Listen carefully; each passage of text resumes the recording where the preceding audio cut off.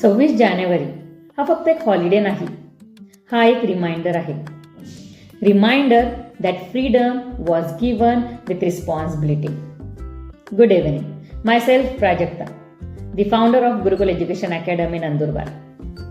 आपल्याला लहानपणापासूनच सांगितलं जातं की संविधान आपल्याला हक्क देतं, अधिकार देतं. हो, नक्कीच देतं. Right to speak, right to educate, right to equality. But very rarely we are told that right without responsibility can destroy a nation too. मी आज गुरुकुल अकॅडमीची फाउंडर म्हणून नाही, तर एक टीचर आणि एक पॅरेंट म्हणून बोलते आहे. आजची पिढी स्मार्ट तर आहे, पण सायलेंट देखील होत जात आहे. They know how to answer, but they hesitate to speak. They have knowledge, but they lack in confidence.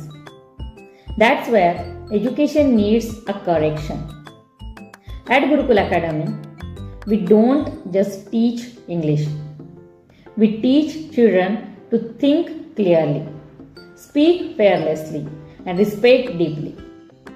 Because English is not about accent or marks. English is about expressions.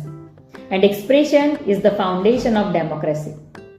आज जर आपण बोलत नाही तर उद्या निर्णय कुणीतरी दुसराच घेईल, हे मात्र नक्की. So I tell my student every day, speak but speak with sense, question but question with respect, be confident but stay grounded. Constitution doesn't expect perfect citizen, it expect aware citizen too. Citizens who don't misuse freedom, who don't stay silent when something is wrong, and who don't forget their values too.